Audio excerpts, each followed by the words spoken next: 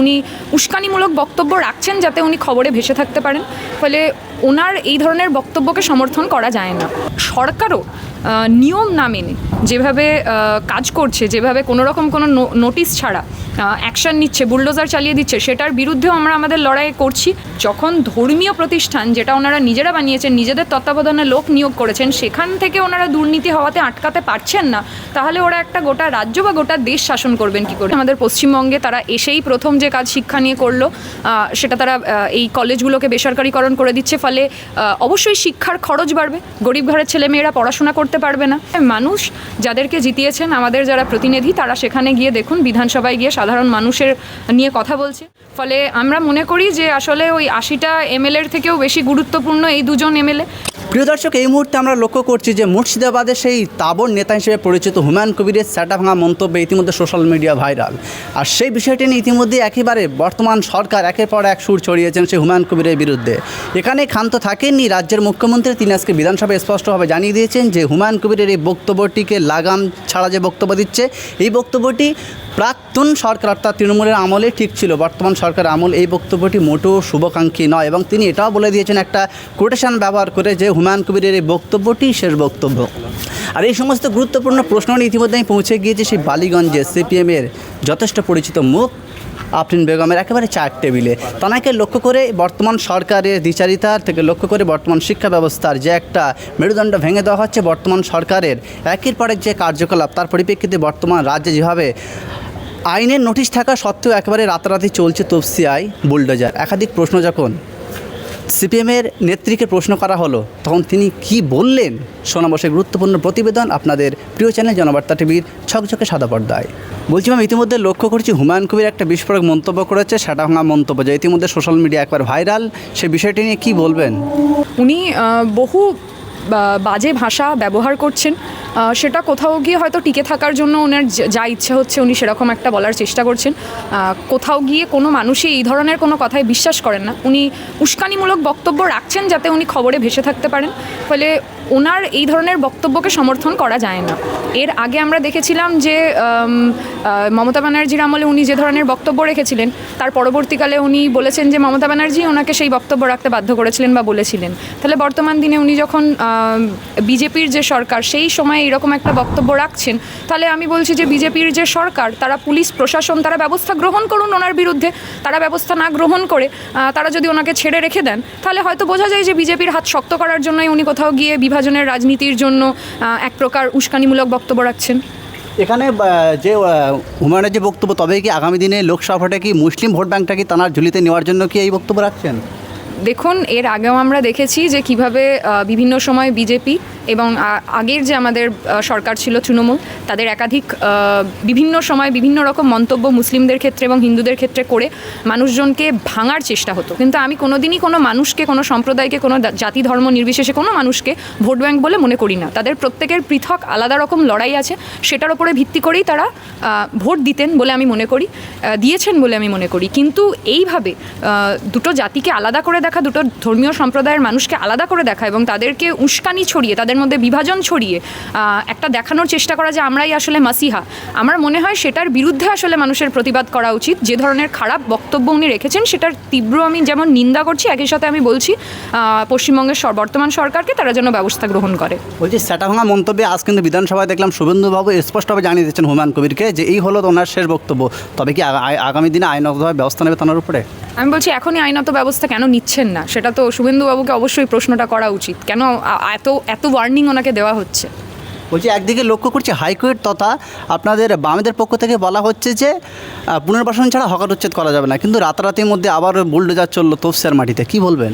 দেখুন, এই ক্ষেত্রে তো যেমন বুলডোজার চলেছে, তেমন একাধিক জায়গায় প্রতিরোধও গড়ে উঠেছে। আমাদের প্রচুর নেতৃত্বরা ওই দিন ছিলেন ওখানে এবং অ্যারেস্টও করা হয়েছিল তাদেরকে খানিক জনকে। ফলে আমরা এটাই বলতে চাইছি যে সরকারও নিয়ম না মেনে যেভাবে কাজ করছে, যেভাবে কোনো রকম কোনো নোটিশ ছাড়া অ্যাকশান নিচ্ছে, বুলডোজার চালিয়ে দিচ্ছে, সেটার বিরুদ্ধেও আমরা আমাদের লড়াই করছি। সাধারণ মানুষকে নিয়ে, গরিব মানুষকে নিয়ে, সেই অঞ্চলের হকারদেরকে নিয়ে যেমন সেই অঞ্চলে প্রতিরোধ গড়ে তোলা হচ্ছে, একই সাথে কোর্টেও প্রতিরোধ গড়ে তোলা হচ্ছে। এবং এই আইনটা তো রয়েছে যে পুনর্বাসন ছাড়া এইভাবে উচ্ছেদ করা যাবে না, কিন্তু সরকার সেটা যখন মানছে না একাধিক জায়গায়, সেটার বিরুদ্ধে অবশ্যই আমরা আমাদের লড়াইটা লড়বো। বিগত দিন লক্ষ্য করলাম যে রাম মন্দিরে প্রায় কম বেশি 200 কোটি টাকার দুর্নীতি হয়েছে, এই বিষয়টি নিয়ে কীভাবে দেখছেন? দেখুন, এই বিষয়ে আমি একটাই কথা বলবো যে সরকারকে মানুষ ভোট দিয়ে নিয়ে যায় মানুষের সুবিধার জন্য, শিক্ষা, স্বাস্থ্য, রুটি রুজি এগুলো নিয়ে কথা বলার জন্য।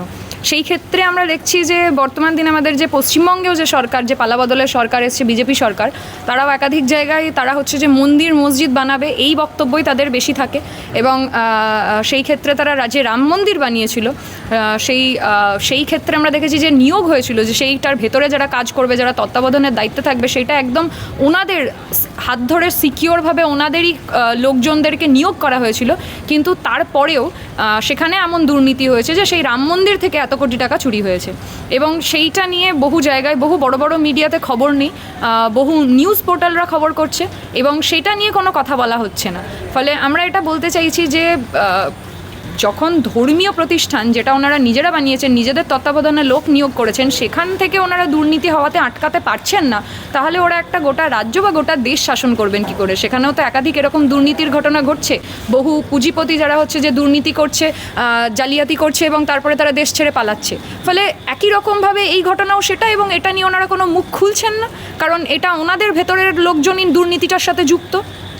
দেখুন, 2014 সালে সরকার আসার পরই যেটা আমরা দেখেছি, 2014 সালে যে বিজেপি সরকার যে কেন্দ্রে এসেছিল, সেটার পরেই ওনাদের বিরুদ্ধে, সরকারের বিরুদ্ধে, সরকারকে যারা প্রশ্ন করেছে বা সরকারের বিরুদ্ধে যারা কথা বলেছে, একাধিক সময় আমরা দেখেছি তাদের উপর বিভিন্ন মামলা দিয়ে তাদেরকে জেলে বন্দি করে রাখা হয়েছে, তাদের উপর হামলা চালানো হয়েছে।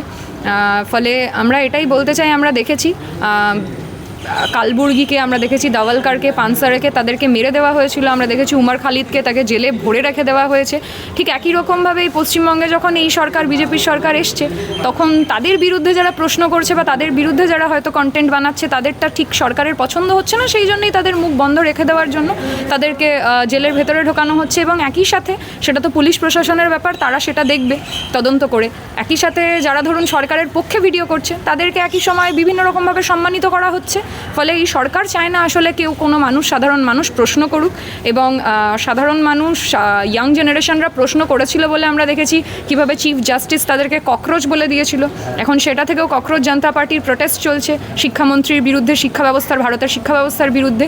ফলে সাধারণ মানুষ প্রশ্ন করছে, ইয়াং জেনারেশনও প্রশ্ন করছে, দুর্নীতির বিরুদ্ধে লড়াই করছে।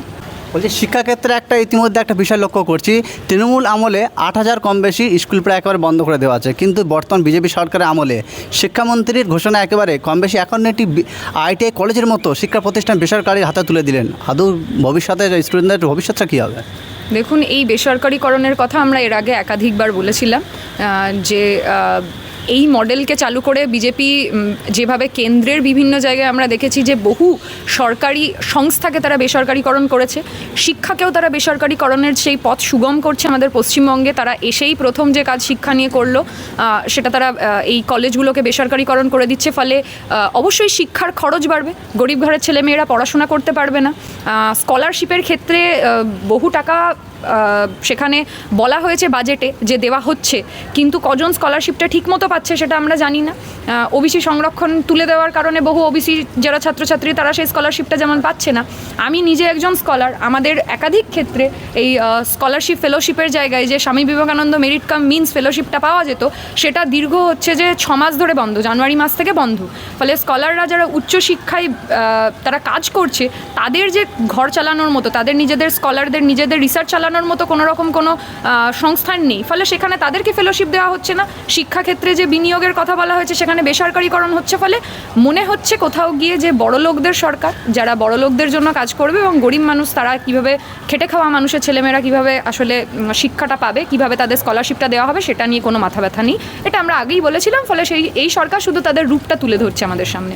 বলছিলাম, আমরা দেখলাম যে 2026 বিধানসভা নির্বাচনে বাম ISF একেবারে কঠোর পরিশ্রম করেও, মাঠে ময়দানে কষ্ট করেও মাত্র সিট আসনে 2টি।